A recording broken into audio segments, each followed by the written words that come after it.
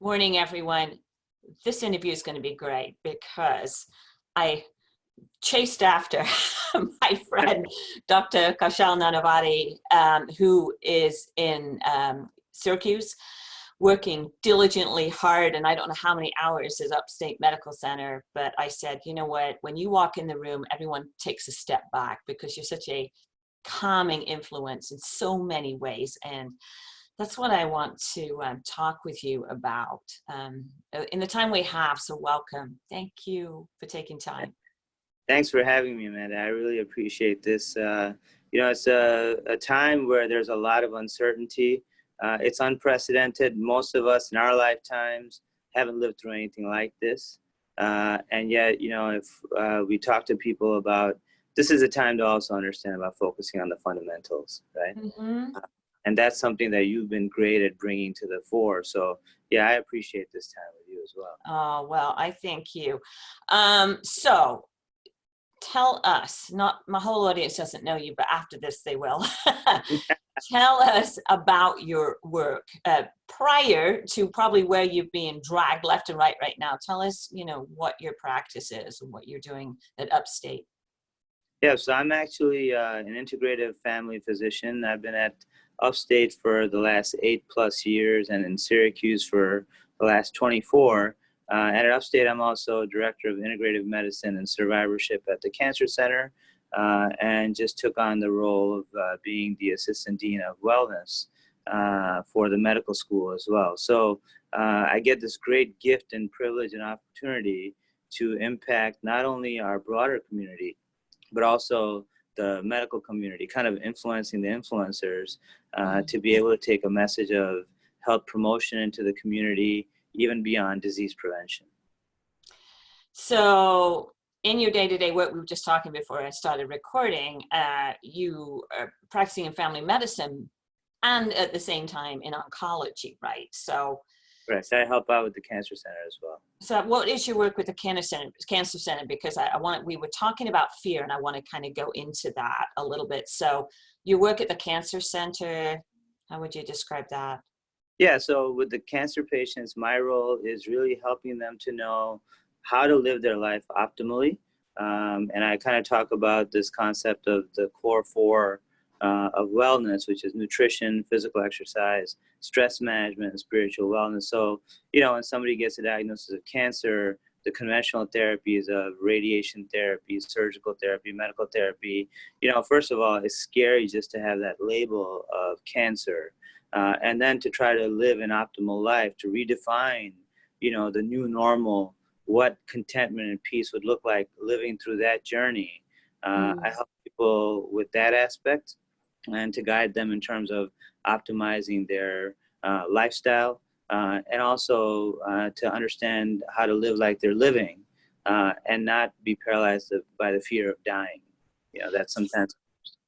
Yeah, and that's why I very specifically asked this question, because just before we came on, I said, oh, so much of your work is actually helping people, whether it's in family medicine or at the oncology center, is to help people navigate to a new normal, but also to deal with fear. And I think isn't it interesting that we have two C's? Cancer is a lot of fear around cancer, whether you have it or whether you might get it, right? But it's the same with COVID, whether you have it, or COVID-19, whether you might, quote, get it. The basis, this fear is at the root of that. So what are some of the lessons, I guess, you can bring from talking to people about fear and navigating it from the cancer setting to our current public health overwhelmed setting, for right. people?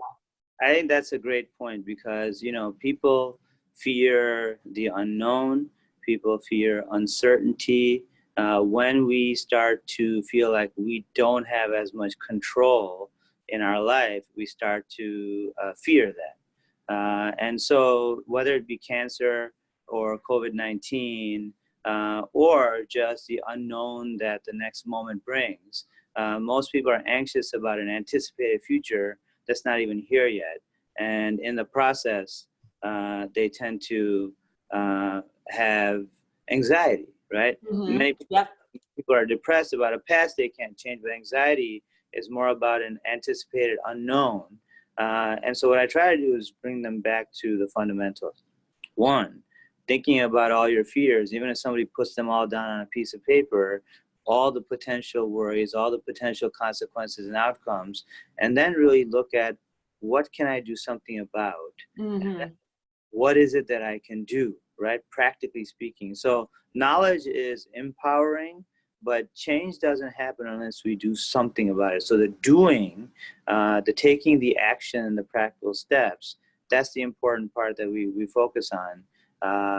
Coming back to the basics, recognizing that my reality is this moment. And if in this moment I'm actually okay, and then this next moment I'm actually okay, well, 99% of our time is actually those okay moments. There's that 1% of time where the anxiety comes in or the fear that seems to overwhelm the rest of that time.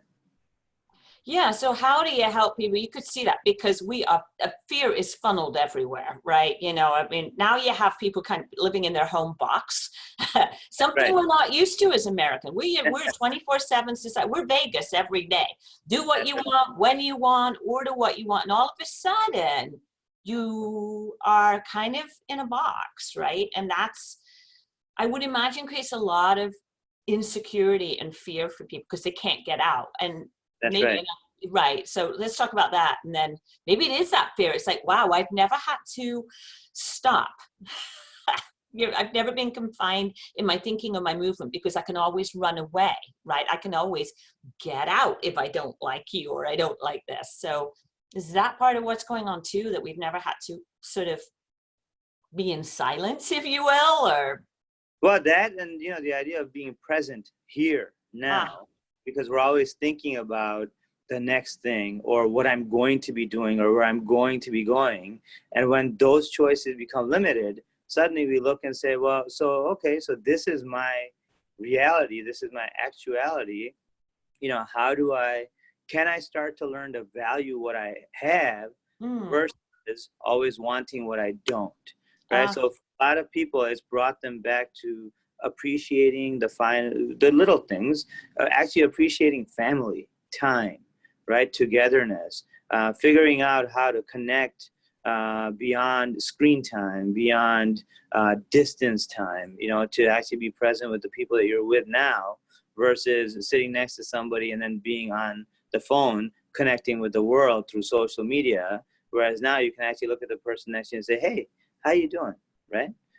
It's an amazing thing. I'm getting great stories from patients who are sending me, images of playing board games, cooking together, actually doing craft work together, writing thank you notes to people in their lives that they appreciate that they can't see right now.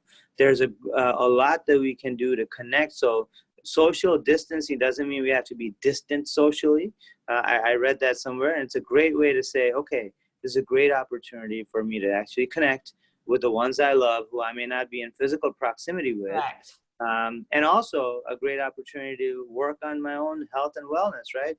Cooking, exercising at home. You don't need to go to a gym to work out and to be healthy. You can do a lot on your own. And I think this is going to be transformative for people to realize it's not dollars spent. It's time actually appropriated in a healthy and wellness-oriented way. Time appropriated in a health and wellness-oriented way. I love that. So do you, just going back to something you said probably about 5 minutes ago, when you work with cancer patients to address fear, it's about taking control of your environment or your thoughts. So is one of the things you recommend, because there's a lot of people living in fear and they're not calming their minds. They're just all over the place, right? We can all relate to that. It's easy to get into that frenzy. Is one of the things you recommend sort of sitting down and taking an inventory, or you said you take out a piece of paper, and what do you write on that piece of paper? Right. So the first thing I help people to understand, I think this is important for all of us. And, some people might say, well, that's really simplifying it maybe too much. But, as you and I sit here right now talking, you're not guaranteed tomorrow, neither am I. That's always been a reality. Getting the label of cancer doesn't change that, but it brings that thought to the forefront, right? It does. So regardless of a label or a diagnosis, none of us have a guarantee of tomorrow or the next moment. And so when we start to recognize that, what we start to do is embrace the living moment. and to optimize the quality of our living moments. You know, when you think about time, seconds, minutes, days, weeks, months, years, that's a human construct on a way to measure time. If you really think about it, between this moment and this moment is an infinite amount of time. The real key is, what are you doing with it, right? And so when you talk about getting a piece of paper and kind of writing things down, there are many ways to do it. Some people look at, okay, what are the things that are closest to me? You know, what are my needs, right? And am I meeting my needs? I tend to posit that contentment and peace are the only things we need in life. Everything else is a want. Well, contentment and peace change at different stages in our life, right? When you're younger, you know, it's not getting into the cookie jar might be your contentment and peace, right? When we're, you know, when we're young and single, you know, dating somebody might be your contentment and peace. When you're a parent and you have a child, contentment and peace are different. In your career, contentment and peace are different at different stages. So what we have to really take an inventory of is, at this stage, and let's say in the next 5-year window, what do contentment and peace look like? And you can even do it in a, you know, 1 week, 3 month, 5 month, even for today. How do I define contentment and peace? And then live it out. And if we can continue to do that on a consistent basis, then we're not seeking as much, we're not fearing as much, because we're living it now, right? Yeah, it's true. And I think, you know, as I listen to you talk, so many people are just going to just stop and say, oh my gosh, that makes so much sense. Some of us spend a lot of time running away because, or running around because we think contentment and peace is going to be found sort of outside of ourselves, being a member of a club, running a mile, whatever. We're not actually sitting still. And I know many of my colleagues say you just need to sit in stillness. And I think, I mean, for people who don't even understand what that is, how do they even stop? Like, you know, do they start with that piece of paper to self-evaluate? They have to make that conscious decision to stop, or, you know, is there something else that can help them stop? Probably, I'm going to answer my own question. There's a big red stop sign in our country, around the world right now. It's like, stop. You can't do what you used to. So this is a perfect time to, as you say, evaluate and realize that your mind has been racing for 20, 30 years, or 8 years if you're only a child, you know, but. Right, it's kind of assessing your trajectory, right? So we all want to leap into action, and Yes. people stuff, right? And it's this idea, remember the phrase, look before you leap, you know? It's taking that personal inventory. So mindfulness is a word that's used right now. Meditation is something that people, and you know, meditation is a word that has oftentimes kind of a context where some people are, you know, kind of thwarted by it, thinking it's a religious practice. It's really about deep breathing, right? It's belly breathing. It's enhancing oxygen flow. It's bringing about a relaxation, lowering cortisol, improving serotonin, all these hormonal changes. What it does, allows us to get clarity. And so even if a person starts their day off just by taking inventory for 10 minutes to a half hour of just reflecting on, you know, not only who I am, but what is my trajectory? What do I want this day to be? What do I want to envision? And then you take action to bring it to reality, right? People dream often. That's great, right? In order for dreams to come to fruition, to reality, it requires patience, it requires persistence, it requires consistency of practice. And if we do that on a daily basis, it's amazing the direction that life takes. And it's not always what we want, but it definitely takes in the direction of what we need. Again, that sense of contentment and peace. And I think, absolutely. And I think for many people, the idea, as you said, meditation it's a woo-woo word. It's a religious word. I mean, maybe what you're saying is, even if you don't want to breathe or even think about the word meditation, just sit in silence for a couple of minutes. Even if your mind wanders, right? Just sit still somewhere. That's right.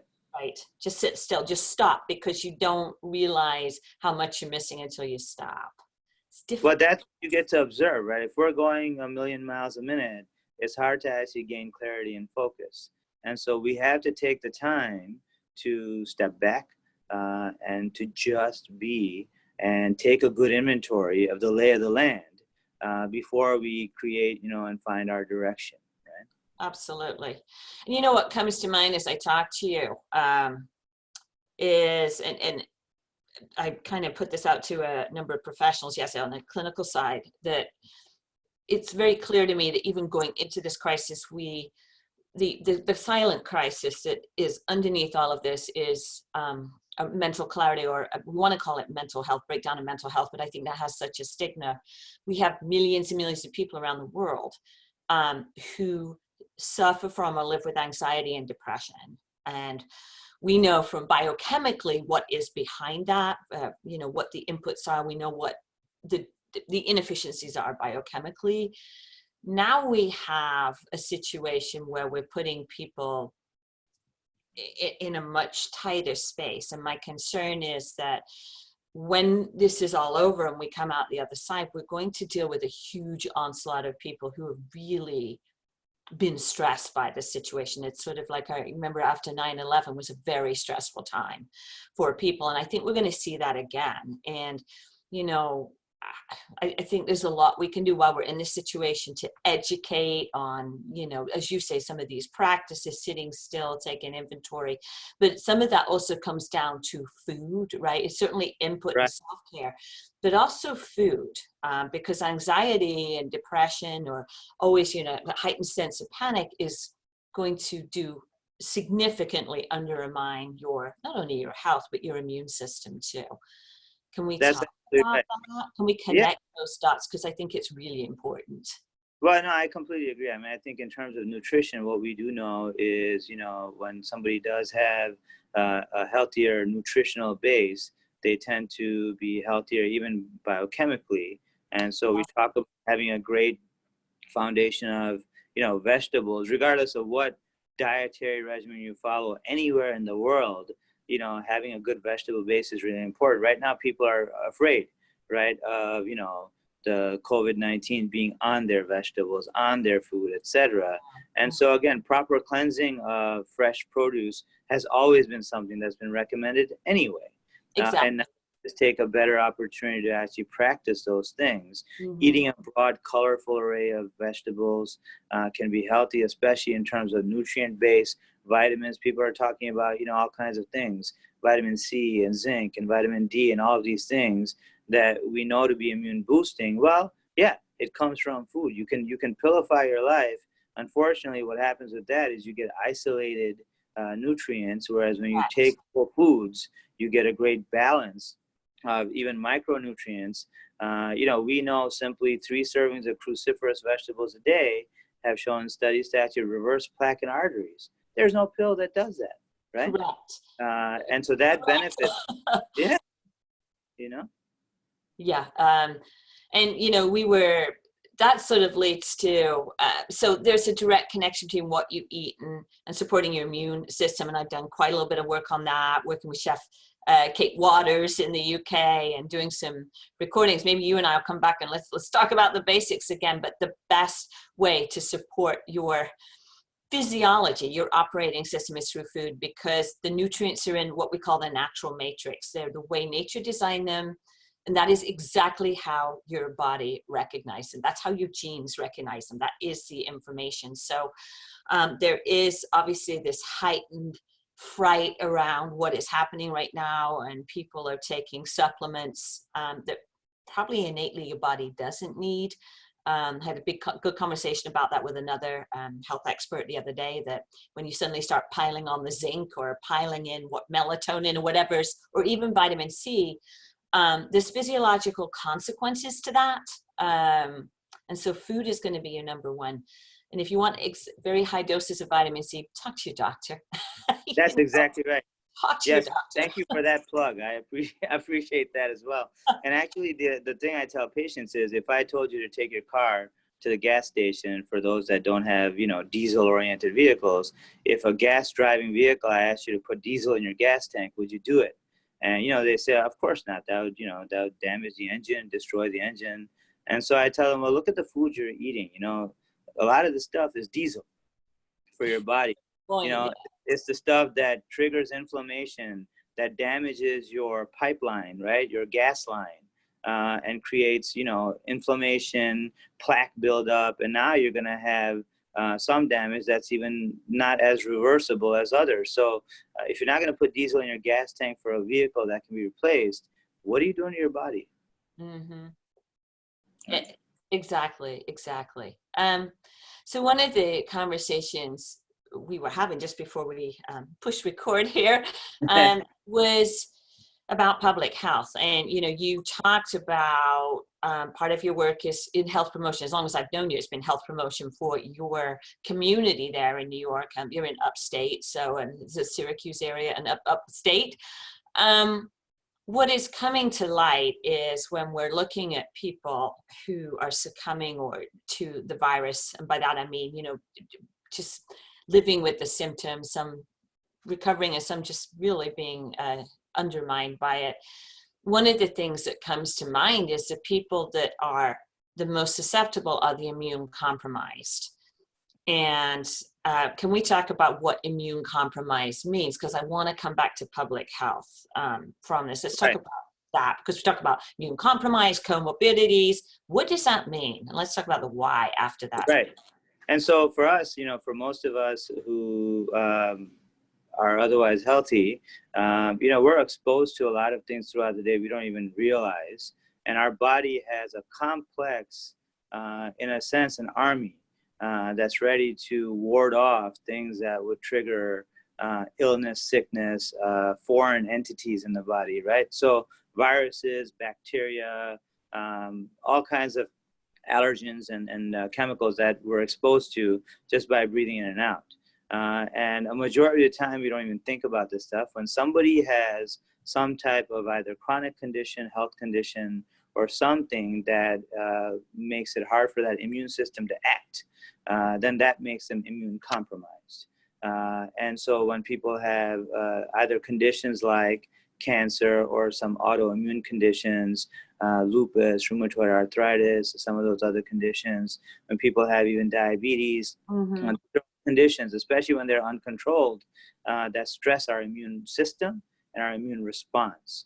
And so with COVID-19, a lot of people have been worried. I get a lot of messages from my patients, some of whom themselves are healthy, but their family member might have a chronic condition. So they're worried about things like, well, should I go to work? Because what if I bring it home?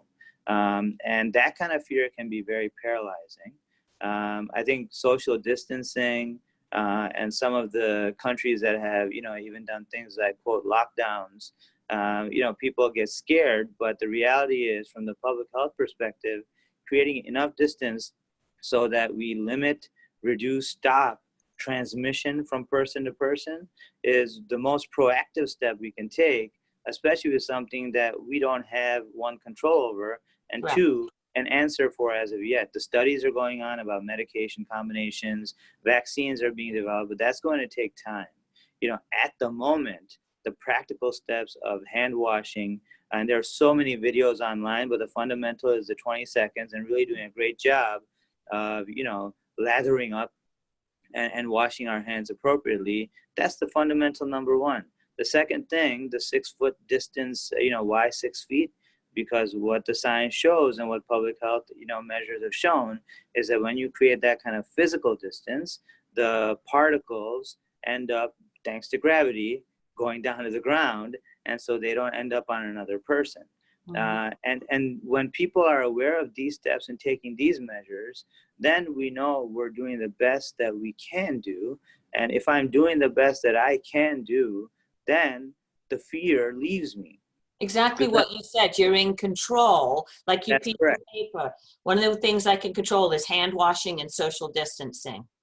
That's right. And the thing is, now that I'm doing this, I'm not feeling sad. In fact, I'm encouraging my family members to do the same, as long as they are, wherever they are in the world.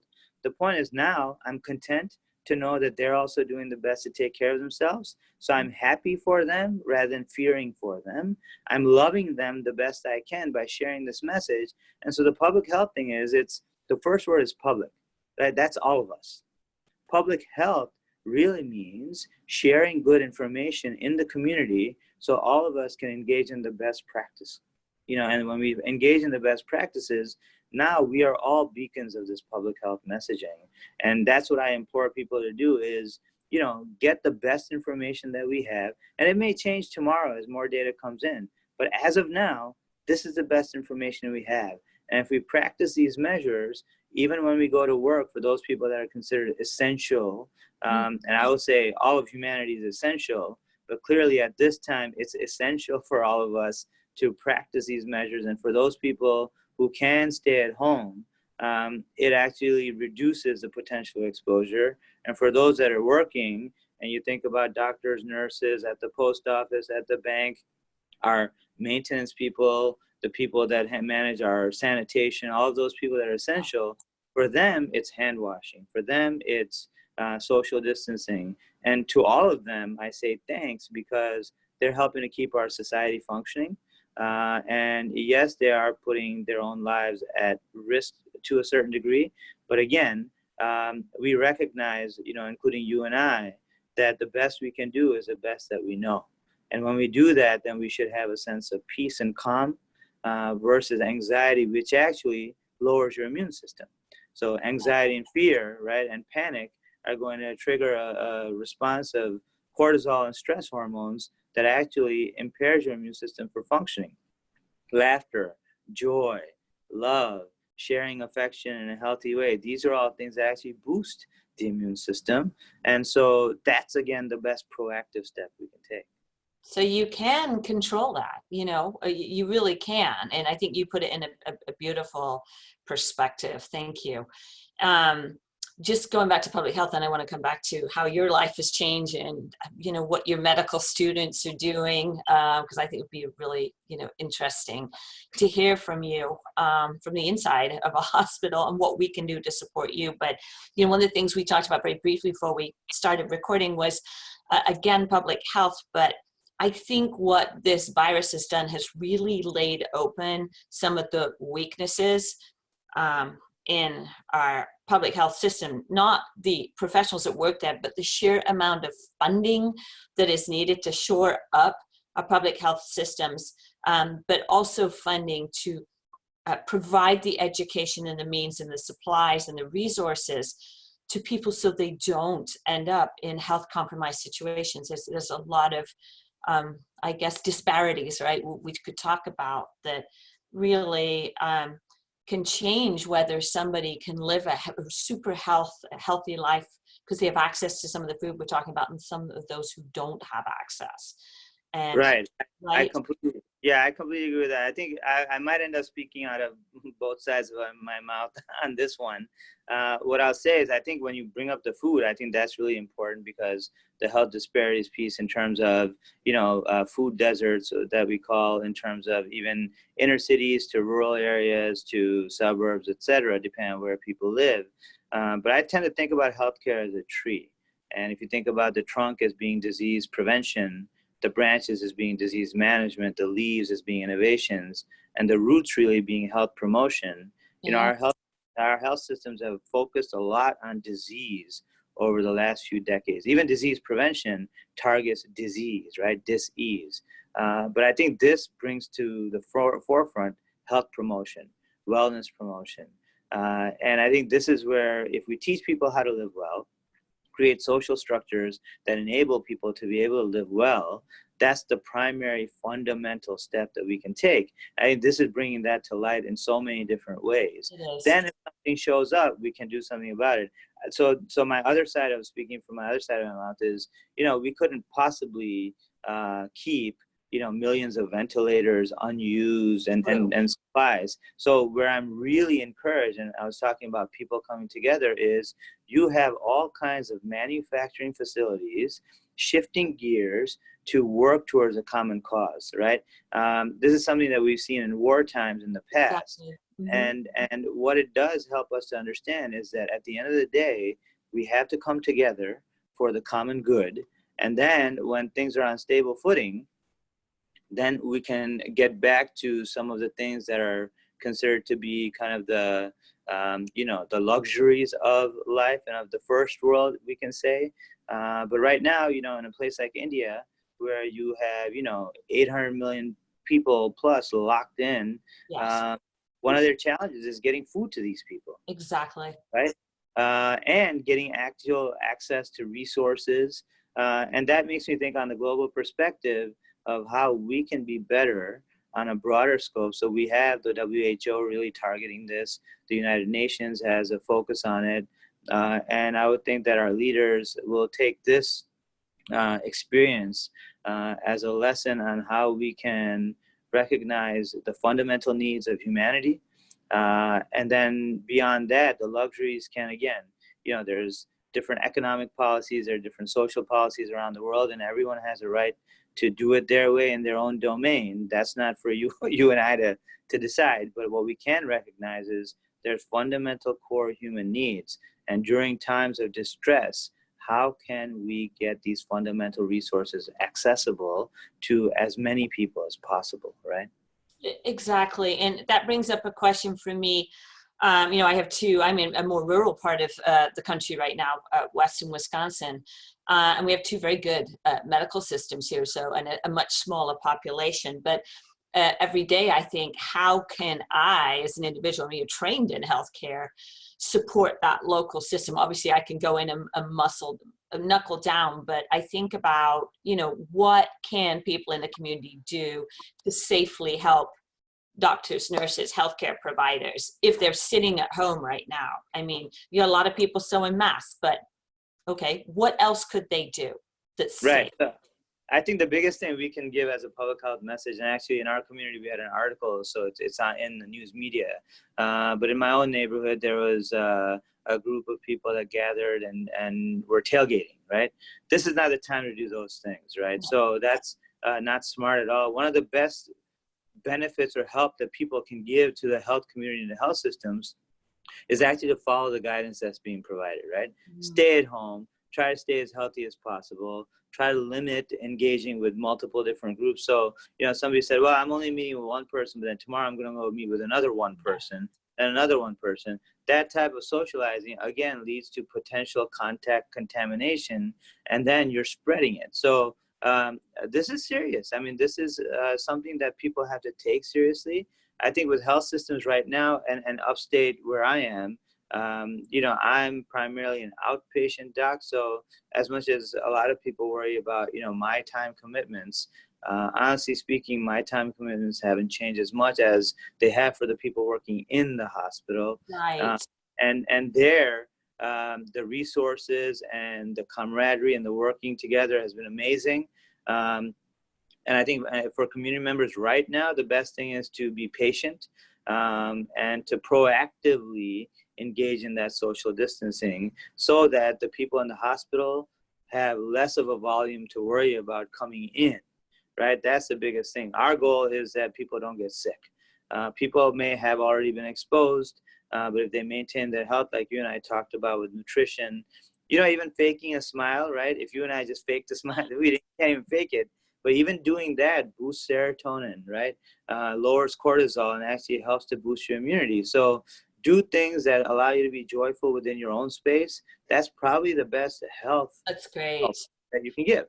So let the healthcare systems pull on their own resources to take care of their own staff. Let the food come from the hospital system, the food service departments.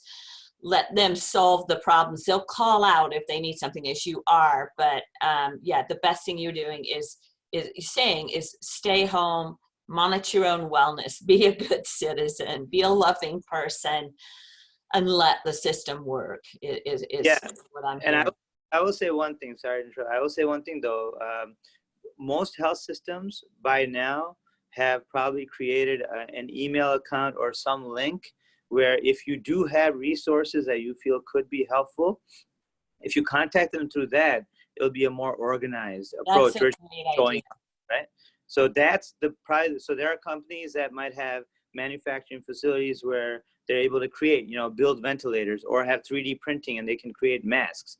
What I would suggest to them is connect with the system to see where the needs are. Some systems have more of one resource and less of another. So that would probably be the best targeted way to do it. That's a really good idea. I'm thinking too of, we know that a lot of our healthcare providers are being stretched. I mean, there's not one system in the country that isn't. And like you said, depends if you're pulled inpatient or outpatient, but you're still going to be repurposed, right? But, you know, what my question is there like a central portal, and it's probably locally, where you can say, look, let me donate this for your childcare because you're now like 18 hours as an ER physician or a critical care nurse. You know, there's if you're in a community where grandma and grandpa isn't there, or they can't be available to your kids, you know, look for those opportunities where you can jump in and provide a resource, but it'll probably be at the most local level. Yeah, I think this is the time to think globally, act locally. I love that. So one last question for me is, so I know that you're very, very involved with your medical students at Upstate, and in teaching them and in making them be the even better, more informed doctors of the future. Are you in a situation where some of those medical students are, you know, being asked, you know, to step in, or are they being allowed to graduate early, or are they really, you know, having the opportunity to work on the front lines right now? Or so initially, the steps that we took really were focused on their safety in the process. So some of the students in their early years of medical school that are more classroom oriented, that type of stuff, for them, they've actually gone back to their homes or staying in their apartments, etc. And we're doing a lot of online education. I think one of the things that'll come out of this, one of the potential positive experiences that we may gain out of this time of trial and distress is the use of telemedicine, teleeducation, online learning. And I think that's going to be something that will be transformative and actually create a shift worldwide in how we educate, how we connect, and recognizing, even with meetings and corporate meetings and all those things, we're going to realize that there are many ways we can connect that are just, or maybe even more efficient and less taxing on people and people's time. I can't wait, you know, because I've been asking you and some other physicians I work with for years, when can I work directly with you? You know, when can we remove, we understand licensure, but when can we move some of the barriers so some of the best minds in another state can be available to my clients in my state, or we're working with someone in California? Because hopefully this opens up that, so I can bring my genetics to you and you can bring your brilliance to people who need us and they don't have that quote licensed person in their state. Is right. Let that open up. That is truly remarkable if that can happen. Yep. No, I think it will. It'll be in stages, but I don't think we're going to go backwards. I can finally work with you. I don't have to come to New York. Yes. Great minds come together all over the world. So listen, you have a book. When was it published? What is it called? What's it about? And how can people buy it? Because it's... So there's actually 3 books now. Oh, I'm just catching up on the last one. That's Okay, right. Talk about the books. So the series is called Core 4 of Wellness, so CORE, the number 4 of Wellness. And they're available on online on Amazon or Barnes & Noble. And it's really kind of a culmination of my life's work that was inspired by my wife. And in a sense, written for my son, but for my patients and for posterity. It's about the fundamentals. So as I had mentioned earlier, the core 4 are nutrition, exercise, stress management, spiritual wellness. And then the second and third books were actually reflections, kind of inspirations that I wrote, reflecting on the notion of who am I, and the fact that we have the potential to be so many things and bring so much meaning to our own life and to the lives of others. And the second and third books are electronic books. So they're Kindle editions or downloadable. The third one's actually free. And the intention was that this would be a way to share, joy in different ways with the community as well. So they were published in the last 3 years. And, I continue to work with the messaging because I think it's time tested. And it's the culmination of different cultures over time coming to the same conclusions. Absolutely, even more so right now. So now you also, because I'm on your feed, you know, so I get these beautiful sort of like inspirational like quotes every day. But is there, if somebody doesn't know you personally on Facebook, are those posted somewhere else, you know, so people can grab you on Instagram, or we just Yeah. follow you? Where would somebody follow you so they can get you their daily dose of inspiration and grounding from you? So yeah, on Instagram, on Facebook, and on LinkedIn, I put some of these posts, and I'll just give, kind of even as we're wrapping up, I'll give one example it's an insight that came a couple of months ago. It's about the human heart, and the fact that the human heart beats 86,400 to 144,000 times a day. And every time the heart beats, it sends out blood, not knowing where it's going, what it's going to do, how it'll be received. And yet it keeps giving unconditionally, an example of unconditional love. And we even use the symbol of the heart for love. And when that blood comes back, the heart doesn't know where it's been. It doesn't know what it's done. It doesn't care what shape it's in. And yet it opens its doors, embraces it, nurtures it, and then releases it again. The example of receiving love unconditionally. So if our heart's doing that 86,000 to 144,000 times a day, how can we not be the embodiment of that? And so during times of stress, anxiety, fear, depression, anger, love, joy, any moment in time, our heart is constantly showing us how to give and receive love unconditionally, right? And if we all come back to that during times of distress, it's transformative in the way we live, in the way we experience life, the way we share life as well.